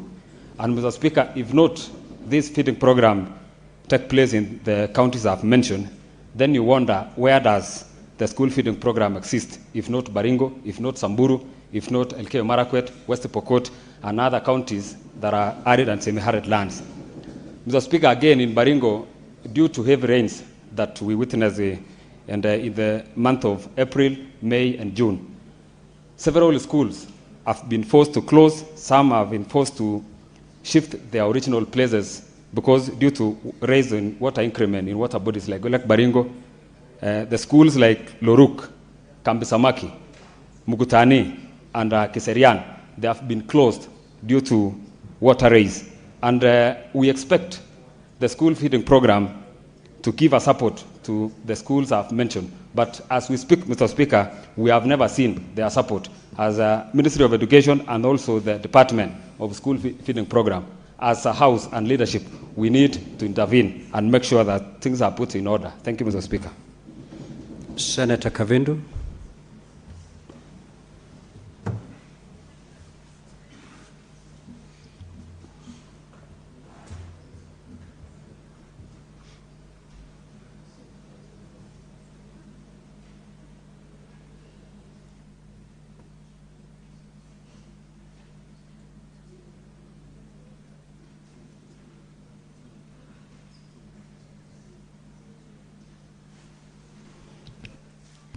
Thank you, Mr. Speaker, for giving me this opportunity to comment on the statement made by senators here, starting with Mundigi's statement about the mangles, which are being destroyed by wild animals. Mr. Speaker, this is across the country because, like in Machakos, we have so many mangles trees and mango fruits and avocado trees and avocado fruits which go into waste. As you know, Mr. Speaker, once mangoes are ripe or avocado, they just go bad immediately, almost immediately. There is no way the farmers can preserve them to sell at a later date. So I'm calling upon the committee that the statement will be committed to check across the country and see where mango trees are planted and avocados, that the Ministry of Tourism and Trade can intervene and maybe build factories in each and every county, and also look for markets outside the country, because our farmers are very active. They do a lot of work and they just labor for no good reason because everything goes into waste. As Zena has also talked about the food for schools, schools are suffering. And like many of us have commented, is that many of the food that is given for schools is being supplied to people who are able to buy even food and eat, and there are children, a lot of children suffering in schools. Also, teachers.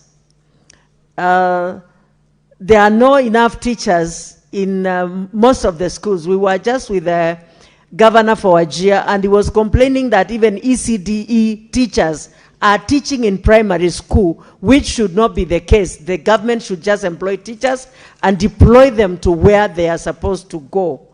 Also, about El Nino that is expected to rain. It will not only be in those dry areas, it is all over the country. And so the proper measures should be taken so that our people will not die of rain, because this rain should be a blessing and not a distraction. Thank you, Mr. Speaker. Thank you, Honorable Senators. We have long spent the 15 minutes that I had given to this session. We will now move to the next order. However, before we move to the next order, allow me to make this communication.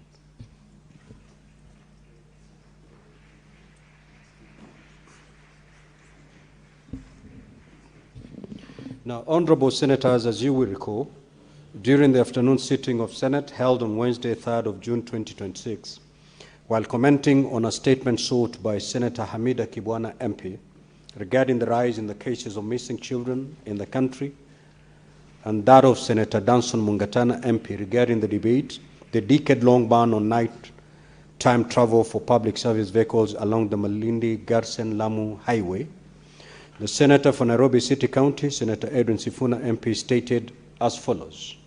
Recently, on this question of Ebola, even after our courts put a halt to that project, until we give proper answers to Kenyans, our government does not care. They're going on with the project. Reports show that activities are going on in there, and nobody is bothered that our own courts in this country stopped that particular project until we give answers to Kenyans. It is at this point that the Senator for Nandi County, the Honorable Samson Cherangai MP, rose on a point of order pursuant to Standing Order 105, challenging Senator Sifuna to substantiate his allegations that activities at Laikipia Air Base, which is a protected area, were ongoing. I therefore directed Honorable Senator Sifuna to substantiate his remarks as required under Standing Order 105.1. Honorable Senators, as you are aware, Standing Order 105 states, and I quote, "A senator shall be responsible for the accuracy of any facts that the senator alleges to be true and may be required to substantiate any such facts instantly. If the senator has sufficient reason to convince the speaker that the senator is unable to substantiate the allegations instantly, the speaker shall require that such senator substantiates the allegations not later than the next sitting day, failure to which the senator shall be deemed to be disorderly within the meaning of Standing Order 121, unless the senator withdraws the allegations and gives a suitable apology if the speaker so requires." Senator Sifuna MP was not able to substantiate his statement instantly and requested time to do so at the next sitting, in accordance with the Standing Order 105.2. Having acceded to the request, I directed that the senator substantiate the statement at the next sitting day, which is today. Accordingly, and pursuant to Standing Order 105.2, I now invite Honorable Senator Edwin Sifuna MP to forthwith substantiate the claim in the statement he made, failure to which the senator shall be deemed to be disorderly within the meaning of Standing Order 121. In the absence of such substantiation, the senator shall be required to withdraw the statement and apologize to the Senate. Honorable Edwin Sifuna, you may now proceed to substantiate.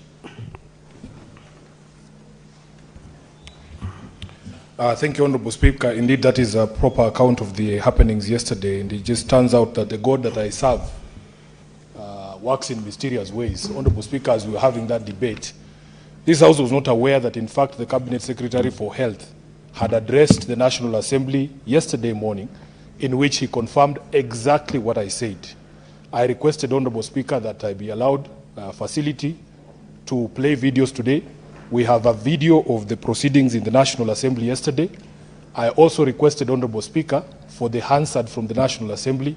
As of the, the commencement of the House this afternoon, I was told that the Hansard from the National Assembly was not ready, but I have a letter here that I wrote to the Clerk of the National Assembly requesting that that record of those proceedings be made available. When we started these proceedings, I had approached the desk to ask them whether they should have the flash disk delivered up there for the video to be played of the Cabinet Secretary, indeed confirming that despite the court order, that project is proceeding.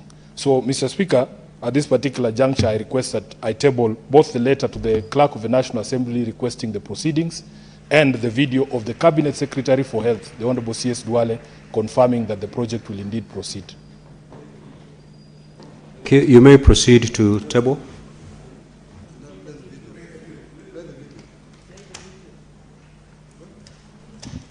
Mr. Speaker, with your permission, I do hereby table a video recording of the proceedings of the National Assembly yesterday, Wednesday, the 3rd of June, 2026, and a letter to the Clerk of the National Assembly, the Honorable Samuel Njoroge, CBS, requesting for Hansard recordings of the said proceedings. I hereby table.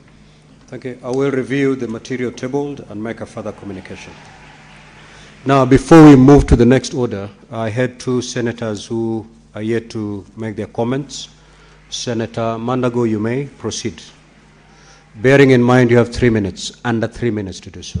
Thank you very much, Honorable Speaker. Honorable Speaker, I rise in support by the statement by Senator Alexander Mundigi, Honorable Speaker, on the issue of mangoes and fresh produce that is going to waste from farmers. First, Honorable Speaker, I want to say that mango production is also happening in Kerio Valley, West Pokot, and Baringo counties, Honorable Speaker, and there is need for the county governments to establish processing factories, Honorable Speaker. Honorable Speaker, in the statement, the Senator is seeking whether national government can put funds to actually establish processing plants. I want to say that, Honorable Speaker, this House has been very gracious to fight for additional allocation of resources to county governments, and in every year there is an increased allocation to counties, Honorable Speaker. I therefore expect our county governments to take advantage of the county industrial parks, the county aggregation parks, and develop processing plans for this fresh produce, Honorable Speaker. Honorable Speaker, I would want to encourage that counties work closely with the State Department of Industry so that these processing plants can be established.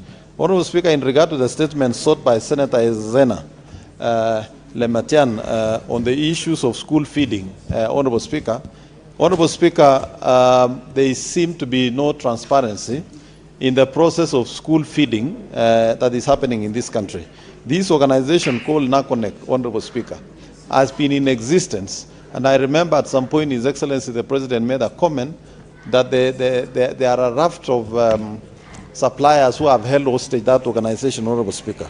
And therefore, there is need for the Ministry of Education to be transparent in the process of identifying beneficiary counties, beneficiary constituencies, and even beneficiary wards, Honorable Speaker. Honorable Speaker, we know school feeding is a program that is meant to support access to education, Honorable Speaker, and encourage children from vulnerable families to be able to stay in school.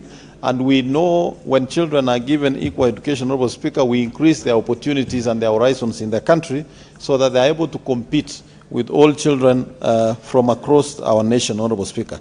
Honorable Speaker, the way this feeding program has been carried out has been shrouded in a lot of secrecy, with NACONEC behaving like a government entity, sometimes like a private entity, and there is need for clarity. We want to know, is NACONEC a semi-autonomous government agency within Ministry of Education, or is NACONEC a private entity? Is NACONEC and school feeding program a preserve of members of parliament or senators also who represent marginalized counties and areas where they face severe drought are also part and parcel of those who should be consulted in the decision-making process of how the food is going to be distributed and allocated?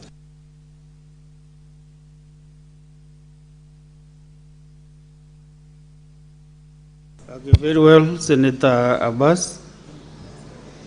You have your 3 minutes. Okay, thank you, sir. Thank you, Mr. Speaker. I want to support the statement from Senator Sena. Honorable Speaker, on this school feeding program, Honorable Speaker, this feeding program has been continuing for many years. And it has actually helped so many young children to grow up and complete their school, their studies. But however, it has a lot of challenges. Honorable Speaker, this food does not reach to every corner of this country, especially those who need it. There's a lot of hurdles. There are so many people who misuse it. There are many ships have been given to. The teachers don't take care of this food, relief food. Sometimes they don't even have them to cook. They don't even cook for it. They might even exclude some of the days for feeding the children. Honorable Speaker, there are children that go to school without even breakfast. And when they go there, this means there is not even water to cook for them. There are a lot of challenges. And therefore, one other thing is actually there are a lot of underhands that go and use this food to buy. And some of them buy the food, some of them sell it. So I think what the Senator has said, we need to have an audit of this food school feeding program. One other thing, Honorable Speaker, is that we need to have, instead of taking food from Nairobi and then transport them all the way to Wajir and Mandera and all those places, Turkana, I think the local suppliers can be able to supply that food. It will bring money to the school, to the town. People, the businessmen can supply Instead of, bulking these things, I know some of the food comes from WFP, but what we need is to buy, and instead of buying food from other places, the food should be used by the traders should be empowered so that they can be able to supply the food to the schools, and they will be able to supply to the respective schools up to the last mile. And I think that's the only way we can be able to save. Otherwise, the overhead cost is just too huge that the transportation and other costs of overhead costs are so many, so that we will be able to reduce the amount of money being used for transportation of food and for the supply of food. Thank you, my Honourable Speaker.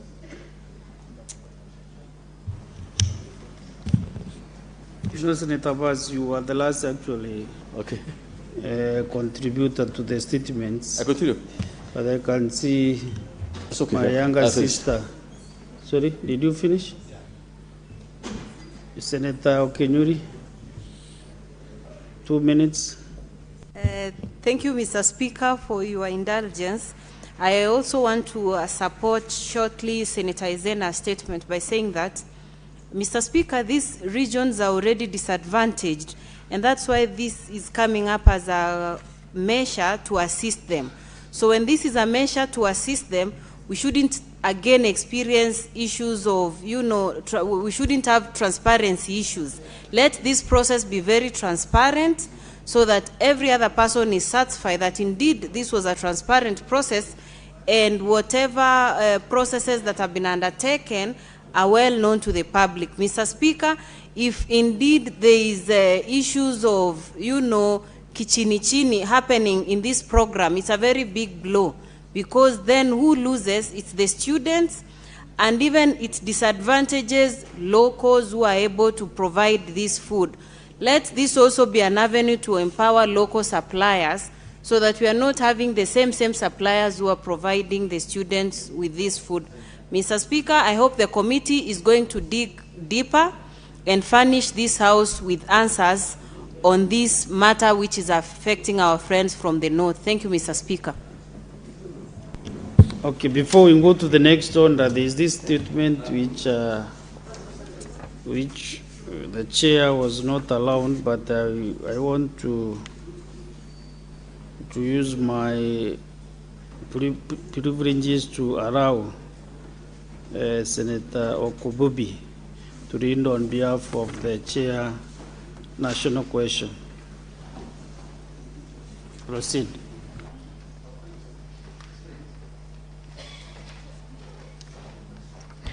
Thank you, Mr. Speaker, for allowing me the opportunity to present this statement on behalf of the chair of the Standing Committee on National Cohesion, Equal Opportunity and Regional Integration. I rise pursuant to Standing Order number 56, 1B of the Senate Standing Orders. Honorable Speaker, I rise pursuant to Standing Order 56, 1B of the Senate Standing Orders to make a statement relating to the activities of the Standing Committee on National Cohesion, Equal Opportunity and Regional Integration for the period of January to April 2026. During the period under reference, the committee held 42 sittings at which it considered various legislative business, i.e. statements and inquiries from the Senate, and held stakeholder engagements as set out below. A, statements. The committee received 3 statements and have already written to the stakeholders inviting their submissions on the issues raised.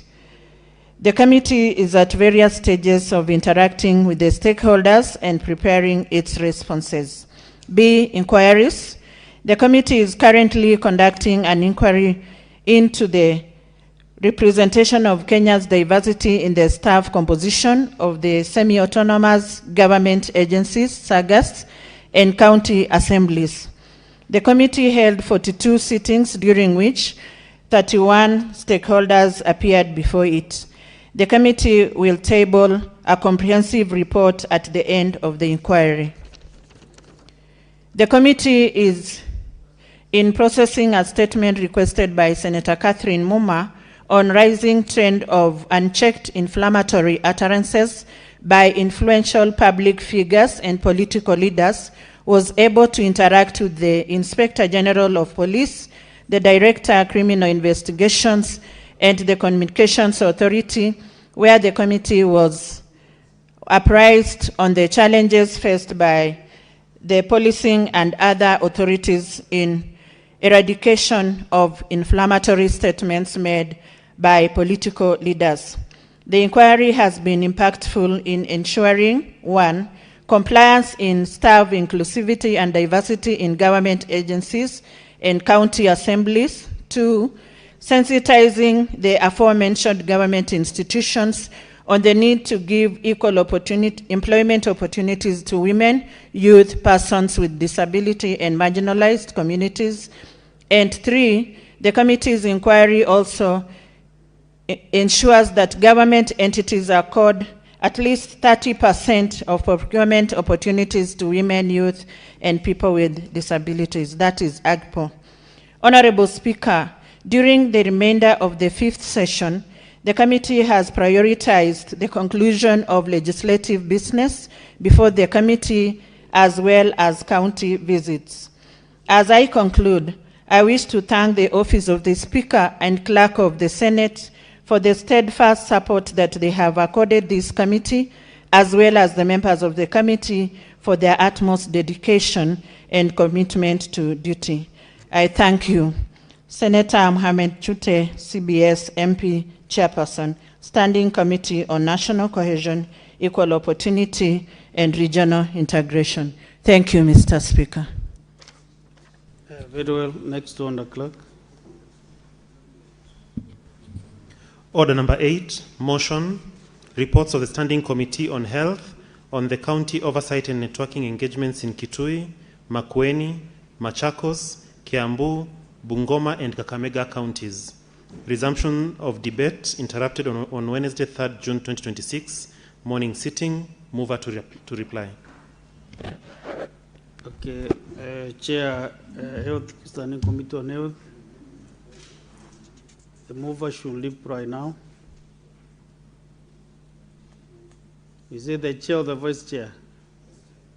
Vice chair, proceed. That is good, Senator Mandago. You know you're empowering the vice chairs. Actually, one of the chairs who has really done a lot on this floor is your vice chair. So thank you for empowering the gaucho. Yes. Thank you, Mr. Speaker. Proceed. Thank you, Mr. Speaker.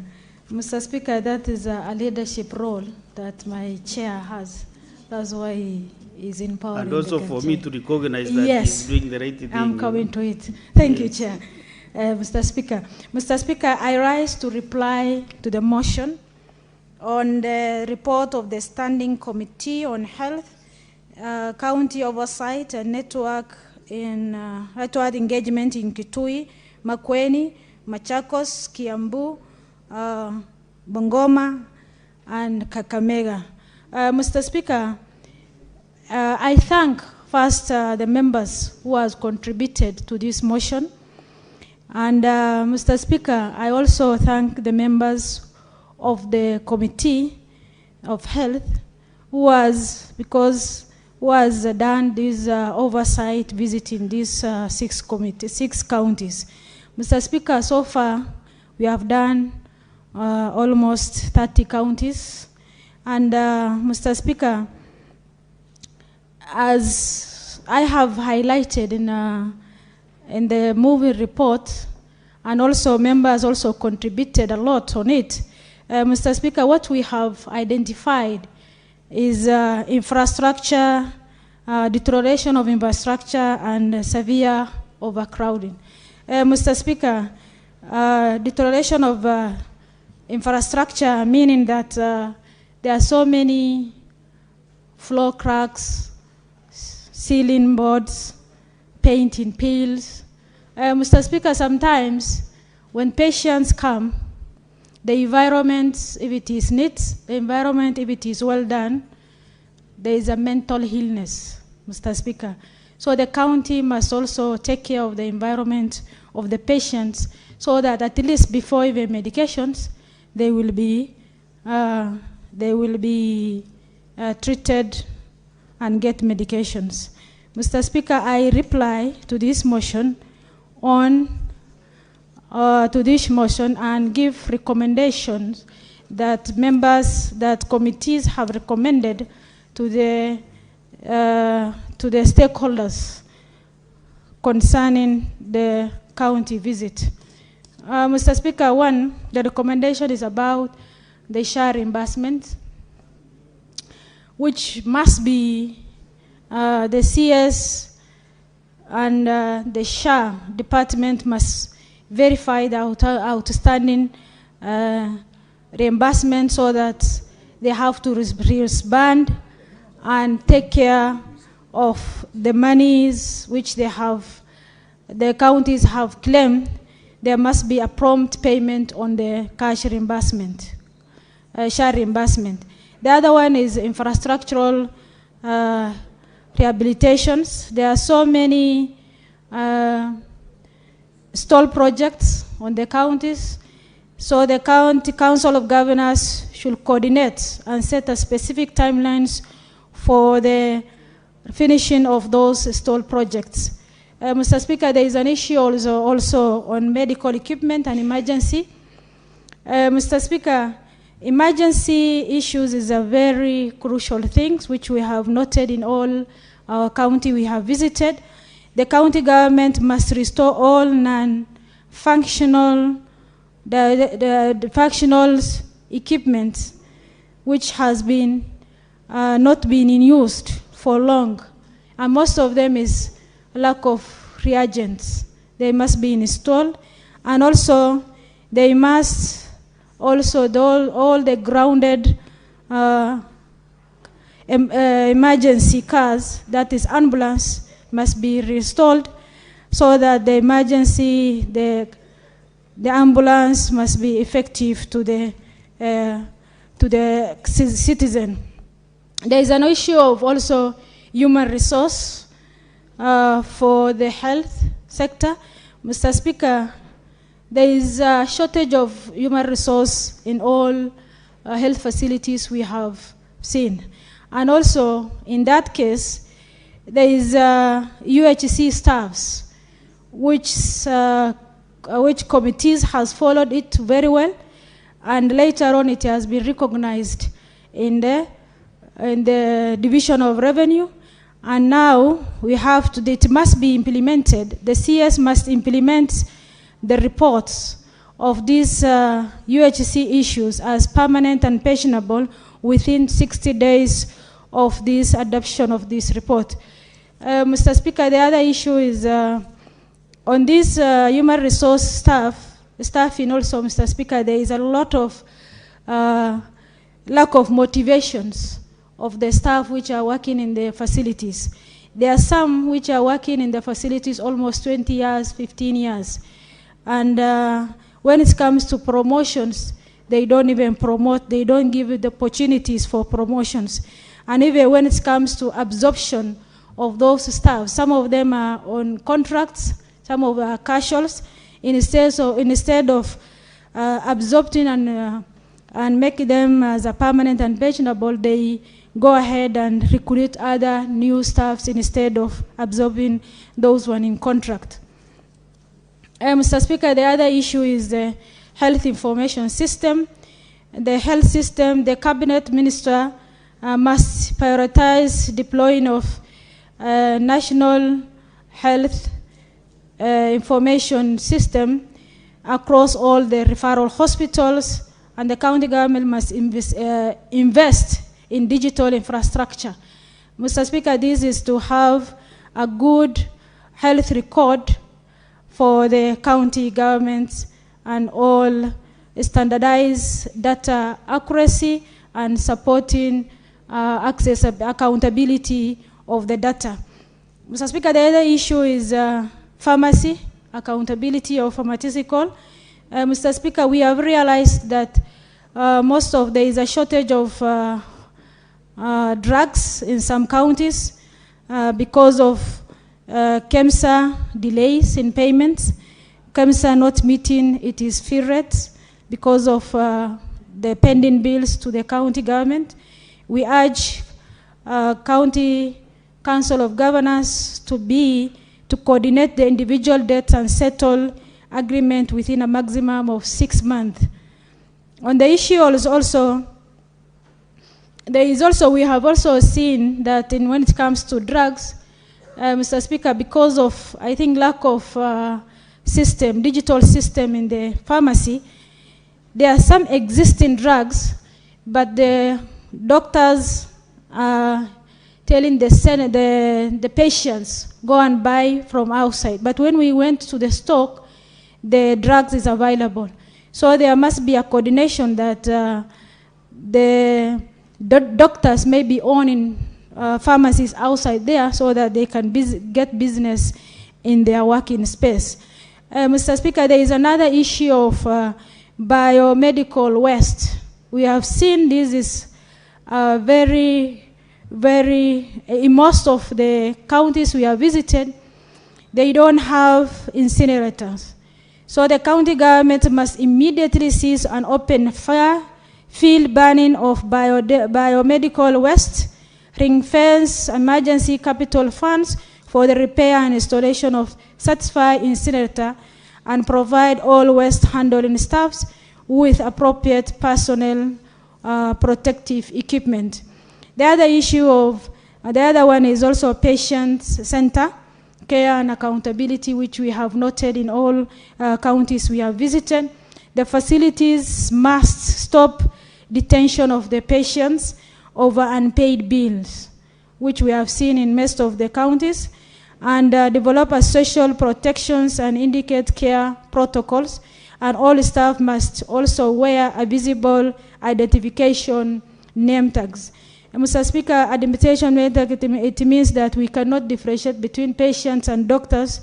The county government must reinforce that the staff must wear the visible identifications name tag for their staffs.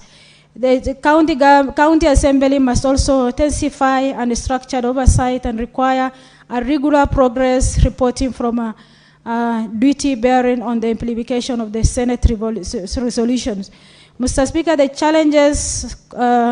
challenges documented in these reports are not isolated to the 6 counties visited. They are repeated in many other counties and constitute national systemic crisis in devolution of the health sector.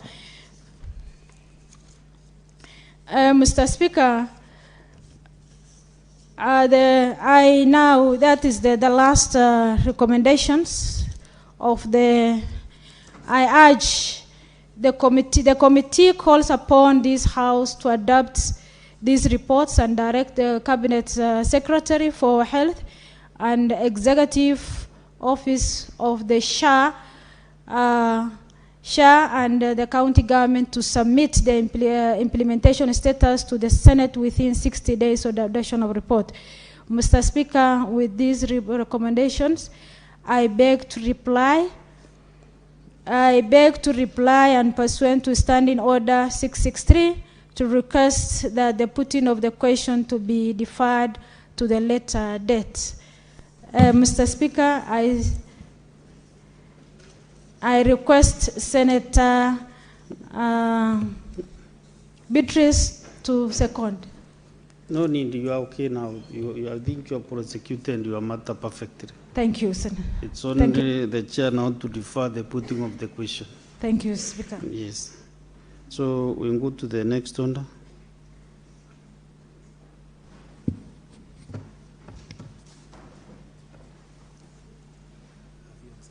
Yes, I have acceded to the request to defer the putting of the question.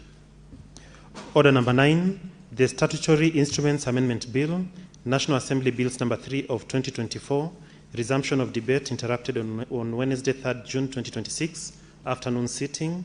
Mover to reply. Also on this business, the mover, the majority leader, is not in the House, so I also defer the mover to reply.